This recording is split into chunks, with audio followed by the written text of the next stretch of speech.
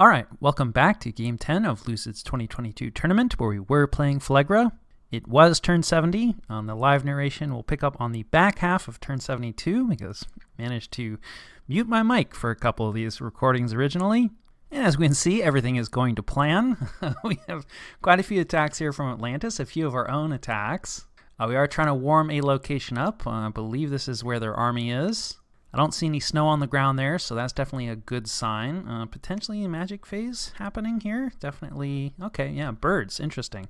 I was expecting one of those undead polar bears, but yeah, just one province defense here, so a lot of people don't like this bird spell. 10 air gems for some mediocre units. Mediocre is perhaps generous, but they do have their uses, and I do think it'll work out there, so they take a province. That is not good news for us, but you know, it doesn't look like we were planning on holding that with only one province defense, and this is pretty serious. I believe this is the fort that Atlantis is sieging, and Atlantis has chosen to hang out. And if I recall correctly, this is our kitchen sink army, including our pretender. Not as much mass here as I would have hoped, but perhaps the tyrants will do the trick, though we do see Warriors of Niflheim coming up. I believe that is the army-wide fire resistance spell from Atlantis. Which is definitely a good call, because I believe Firestorm is part of our plan. So our communion's already up, throwing a lot of crossbow bolts out. But, you know, Atlantis does have decently good armor. Ooh. So some battlefield enchantments have gone up. We have Grip of Winter, so a fatigue play coming from Atlantis, going against cold resistance. We'll have to check to see if we manage to get any cold resistance off. And then Wailing Winds coming from Atlantis. I believe we're planning on doing the same.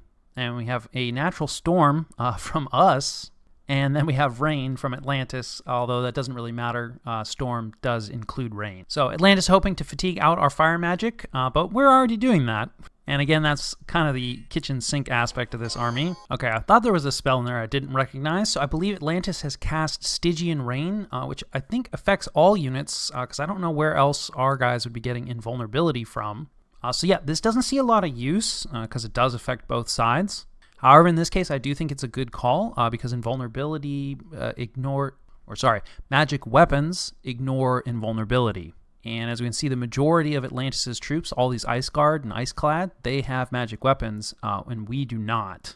And of course, they all have the fire resistance. They naturally have the cold resistance. It does look like we've managed to get fire and cold resistance on our guys, so Grip of Winter shouldn't be too much of an issue for us. Of course, Firestorm will have its work cut out for it if it does come up. We see a lot of bugs coming out, and of course there's that Soul Slay battery going. And yeah, it does look like it's going for these Cyclops soldiers, so I feel like I probably should have used these guys more, but I do think that my concerns about them were well-founded, though potentially a good sink, you know, for such spells when using the Tyrants. It looks like a Curse of Stones, probably, among many other things. So we've lighted the Northern Star here from Atlantis. That's to make their Astral Mages more effective, probably primarily for that Soul Slay Communion. And then we have Relief from an Enchanter, which is Independent Mage, but I believe that's ours. Relief is always a nice thing to put up, and I think, you know, we were expecting some fatigue issues in plays. And then we've managed to get up Army of Fu. Not sure if it's gold or lead, since we may have also cast Anti-Magic, but regardless, we do have some sort of Anti-Magic bonus, so that'll help if there's any Wind of Deaths, though that's unlikely since Atlantis has so many troops on the field.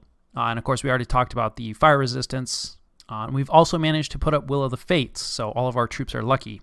I expect Atlantis probably has a lot of these buffs as well. You can see a lot of Pillar of Fires coming down.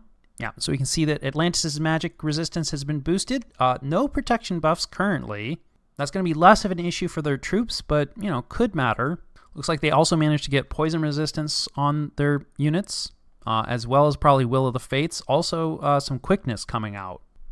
And then it looks like, yeah, there's some cleansing water here to get rid of some of these undead. A lot of elementals on both sides, mostly air elementals for us. Unfortunately, a lot of them are jumping into the back and probably going to get cut down, especially because there's so many magic weapons.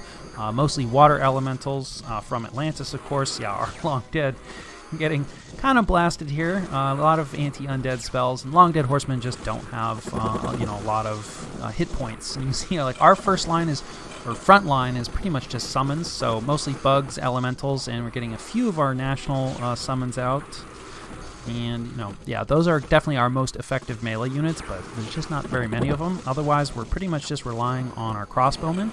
So we also managed to get flaming arrows off. Seeing some Astral Fires hitting our troops. in Astral Evocation, though our increased magic resistance is going to help us. And so a lot of Atlantis' melee units are focused on attacking these air elementals, so that's kind of slowing them down, which is good. Gives us more time, for things like Pillar of Fire. And of course, we do have a good amount of air magic here from our independent mages. Now we're sending out some earth elementals. I believe we had multiple casters set up for like Army of Lead or Gold. And so probably some of those earth gems from whoever didn't manage to cast it are now being turned into earth elementals. Not the best elementals, but hey, we'll take it. The more units we can have, the better.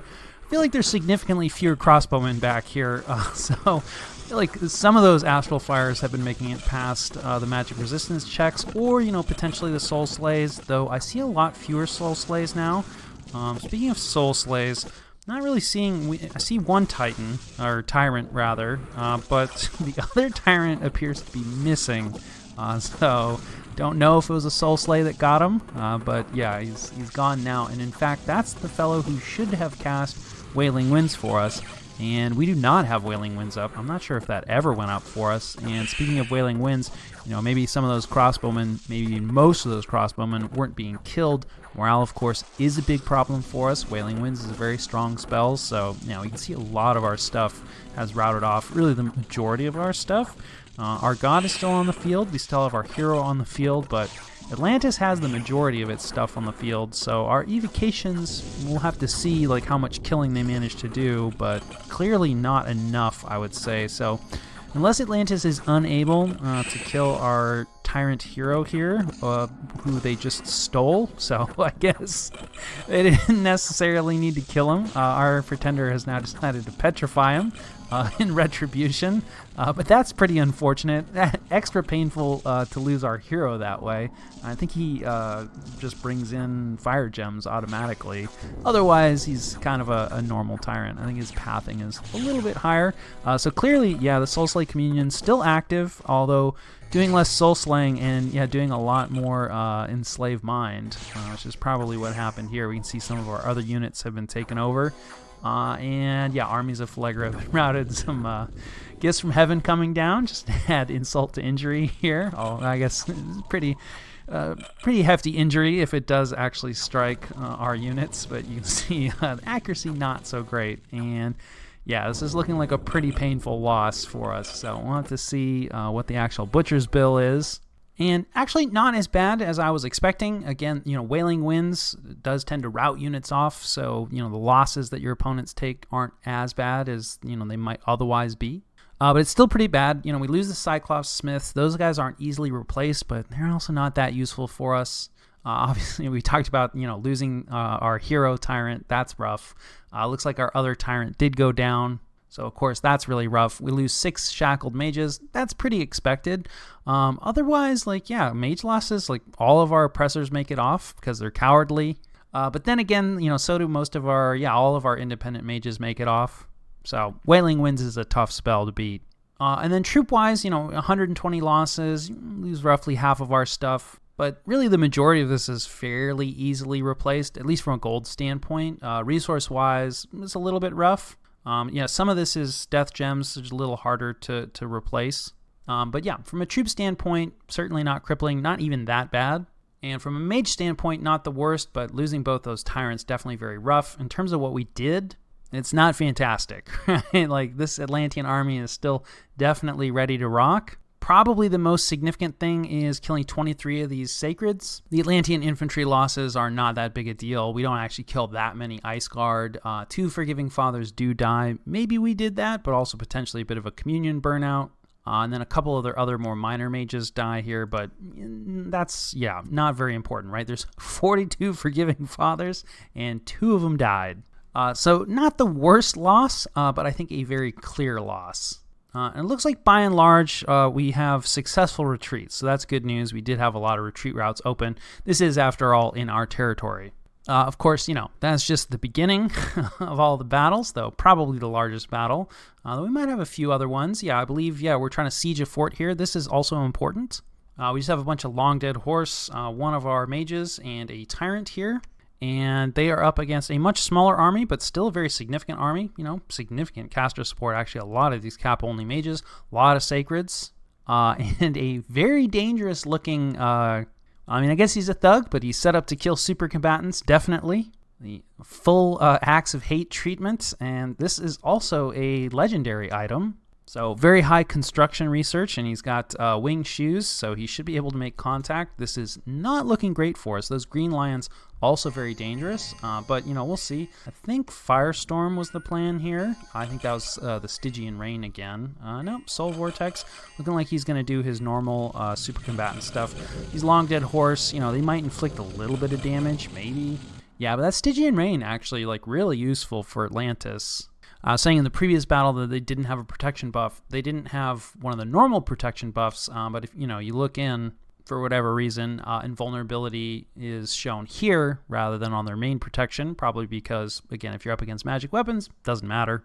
But if it's just mundane weapons, 23 protection, which is pretty high, versus the 13 that they would normally have. And Long Dead Horse, mundane weapons. So, yeah, it looks like we do not have a Firestorm here. We're also up against Wailing Winds. That's less of an issue here for our fellow. In fact, it might help us. Unfortunately, we do go Berserk, right? So that's why Wailing Winds isn't so much of a problem for our Tyrants, but everything else is. There's our Acts of Hate fellow, who, for whatever reason, did he fly away? Did he run? I don't know where he could have gone, so maybe we actually got some hits in on him. And since he's not around, that's actually huge. This is still obviously really dangerous. We've seen our Tyrants die, to these Atlanteans before. Yeah, we've got some inflictions on us. Crippled is really bad. Never Healing Wound is pretty bad. Yeah, 10 hit points. I do not have high hopes, but he's holding on somehow, some way. It looks like Life After Death was cast, I think. That's why these Atlanteans are, turning into soulless. I actually think that was helping to keep us alive, because normally the killed Atlanteans would be replaced by more Atlanteans, but in that case, they would just, turn into soulless, which are not very effective fighters. So in some ways, we're kind of providing a shield for us, though that does mean that our Soul Vortex would be unable to drain those units anymore. So that's a pretty painful loss. We lose a cap-only mage. Tyrant, obviously, always really painful. That's actually a lot of Long Dead Horse, so significant death gem loss. And we don't really deal a lot of damage in return. 11 Sacreds isn't nothing, but certainly not worth it. So here we are on the offensive. Probably, actually, no, this might be an army. No, we're just pinging. Right, we wanted to see if Atlantis was going to hang out with their army. They chose not to. Pretty minimal. In fact, yeah, just one province defense. And then we witness a battle between Mictlan and Marignon. It looks like, yeah, Mictlan is the attacker here. But this, yeah, it looks like they're just bailing out of a fort. Although, it looks like Marignon was not actually planning on fighting. And so the bailout doesn't work. And Mictlan unlocks this fort. And then we get attacked in a location by Atlantis. Yeah, probably just a raid. Oh, no, just wanted to see what we had hanging out. We just have a little bit. Yeah, we have just a fellow flight. Oh, okay, gem usage didn't get triggered, so plan is just to make some air elementals. And then we have a raid against Atlantis here, most likely. Yeah, we were hoping to cut off some retreat routes. Of course, you do need to win the battle for that to be relevant. So we'll see. Yeah, Atlantis didn't bother to try to keep this open. Looks like they're just trying to recruit some scouts, and so we're going to kill that recruited scout. Not very significant in the grand scheme of things. And then we have quite a few other attacks coming in from Atlantis. Not looking good. Not want to lose a bunch of provinces. At least they're just pings. So they also wanted to see if we were going to hang out, what we were doing. We did choose to hang out. This is our northern army. I think our only army now at this point. So that at least makes describing it a little more convenient for me. Always nice. And then here we have, this is in Atlantis' territory. And yeah, we don't have a real defense here. It's kind of an interesting squad. Okay, yeah, doing a little bit of quickness on some regular units. Very nice. And of course, that does work out for Atlantis. And then this is another location, I think also in Atlantis territory. Yeah, this is our double tyrants. They're hanging out on top of a fort next to Atlantis' capital. And yeah, we've seen how this cannot go well for us. It does look like they're going to be relying somewhat on skelly spam. Yeah, a lot of skeletons, which in some ways is kind of good for us because we're on the defensive here. So if the battle time's out, right, Atlantis should rout off. And we'll get to continue to hold down the fort. On the other hand, There are a lot of Forgiving Fathers here. They're not in a communion, so I don't think we're going to see any Soul Slay. And there was a Vampire, but I think he's mostly just being used for skeletons, so shouldn't be too much of an issue. There are enough Atlantean troops here, though they're not all of the halberd variety, right? Those are the guys that are most dangerous, those two-handed halberdiers. There's actually quite a few of them that got ahead here, unfortunately. But we'll see. We have 2 tyrants here, so I don't think we've used the 2 tyrant variety too much. Yeah, we have one guy spellcasting, another guy with a vine shield up here, just trying to wrap everything up. Unfortunately, a few of them did make it back here and are now interrupting our spellcaster a bit. These guys are combat casters, so they're much more likely to be able to cast spells in melee, though you can see certainly not guaranteed. And then, of course, the undead aren't great for us in terms of the soul vortex. Can't drain those fellows. I have to say, the vine shield is working out much better than I expected. We potentially should have just been handing out vine shields to everybody. Vine shields, do break fairly frequently against really hard-hitting troops like this, but I guess the magic resistance is just low enough. Yeah, in fact, we're in magic scales here, so they have pretty low magic resistance, so they get wrapped up really easily, and I guess Atlanteans don't really have enough strength to break out of it very often. And of course, the undead don't have great strength either, so this is actually looking pretty good for us. Though I say that, I do see a disintegrate back here. That's not great. Now, we do have pretty high magic resistance, hopefully on both of these fellows. Yeah, but we're only on battle round 23, so we're going to go ahead and speed this up a bit and see, with the advance and cast spells, it is possible that, well, no, there's still some fellows just hanging out in the back. Nice. So a mix. Some guys on advance and cast spells, other guys, both of our guys are gone here. Yeah, so a disintegrate and another disintegrate, both from this vampire lord. Let's check his kitting real quick. Yeah, so there you go. Not even full penetration gear. Now, mind you, Rune Smasher is an excellent penetration item, one of the best. But there are things you can do to boost it even farther. So I feel like we got some unlucky rolls there. Yeah, wow. Plus 23, fairly unlikely, and plus 20. So yeah, this Vampire Lord is a complete boss. Unfortunately, he is on the other side. So that one doesn't work out for us. But yeah, I don't know. That was just the universe saying, hey, not going to happen today. We do at least kill quite a few Ice Guard, not worth it. Ooh, hey, okay, that was a replay bug, I was going to say. So there is a universe out there where some Vampire Lord is absolutely insane. But in what actually happened, we do lose a Tyrant, probably to a Disintegrate, and then the battle most likely times out due to all the skeletons. So we do win that, and we kill some Ice Guard, probably still not worth the Tyrant, but certainly better than what could have been. And then that same army that we just fought is, Atlantis is going right in, feeling very confident. In fairness, they do have 40 Forgiving Fathers here. And we just have some mages inside who probably should have just come out to fight. But obviously, we're not going to win this battle. So we lose this fortress. Atlantis does lose a few things to the wall archers. And then we lose some people to the Blood Vortex, Scorching Wildfires. That's us. And it looks like we have some plague going along, Superstitious Lord rooting people out, False Pretender Warship. We find a few gems, which is always nice. And of course, this is the fort that our lone Tyrant is sitting on top of. He's not actually going to crack that. No siege notification for us because we just lost that fort. We do at least end up with a famous hero. Unbreakable Skin, I believe that's more protection. Certainly relevant for these fellows, so that's nice. And I'll catch you guys after the jump. All right, this was the situation and what we did about it. First and foremost, gathering the shattered remains of our army down here. We're going to try to coalesce the majority of it in this nearby fort where a lot of them retreated to anyway. We're also pulling in, you can see, right? This is a desperation move, definitely. You can see there's a lot of lanterns on these fellows. So I'm going to pull the research core and send it over to Phlegra, probably with an eye to get it over to this fortification, but also potentially to try to set up a defense of our capital. Of course, Atlantis has a lot of different moves that they could make from here, and now they do fully control this fortification, so they do kind of have a base, within our territory, so they could backtrack and head towards the throne. This game is about thrones. On the other hand, I feel like, if they were just interested in the throne fortifications, probably would have just went for that directly. So I do feel like, they are going to try to go for the capital, which is part of why we're trying to, gather our next army in this nearby fortification that's kind of on the way, though there are other ways that they get to our capital. And it looks like the plan is Earthquake, I'm thinking, because we are forging a lot of rings of levitation.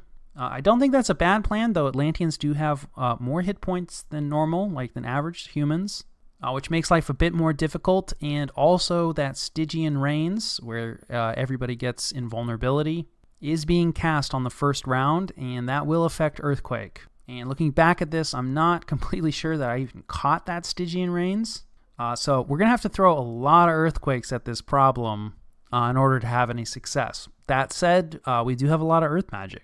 So we'll see how that goes. Unfortunately, our army in the north is needed to do other things because Atlantis does have another army up here. Not looking quite as dangerous, but that is a lot of Griffins. We are choosing not to patrol, which is kind of interesting in retrospect. Not really sure why we're choosing that. Obviously, there's more preparation that's wanted. Forging some crystal matrices, so potentially don't quite have the communion in the place where we want it to. We definitely don't want to sit in this fort once it gets cracked because of the combination of Wailing Winds and Wind of Death. So I am expecting us to try to break siege once we're ready. But we'll have to see what the decision is here. We are doing a bunch of different raids in places. There's like all kinds of different stuff. We have like a Swarm Raider here, and just using, I think this is a Tyrant, and then just using some Remnants and like some of our mages. We can do Living Fire, a variety of raids. We want to try to continue to put the pressure on Atlantis, and of course, the more provinces that we can capture, the better for us. But I would say this war has turned against us at this point, and, hopefully we'll get a diplomatic exit, because I don't think we're going to win this 1v1. We might be able to stalemate it, but victory isn't looking likely at this point. In terms of recruitment, we're just leaning into the madness, right? So we're getting another Tyrant, maybe a mage somewhere else. Yeah, we're finishing off a Throne Mage there. And that's probably it. Finishing off another independent mage here. But yeah, not a whole lot of recruitment. We are recruiting a few crossbowmen in this fort that we're expecting is probably going to be attacked relatively soon. I don't think too much has changed in terms of the wider world. Obviously, we know what Atlantis is up to. Ulm looks like they are still fighting against Mictlan. And, there's a few forts here that Marignan has unsieged. Of course, Mictlan did manage to break out in a location, but I don't think they have a whole lot left in the tank. There is a throne fortification that Marignan has cracked, so we're moving a scout in there, hopefully going to catch that. And then there's a couple other fortifications that Marignan has locked down, but are not yet cracked. And Utgard, as far as we know, is still quiet, still kind of just hanging out and gathering power, which I'm sure will have no negative ramifications for us later. And I think that more or less covers turn 70.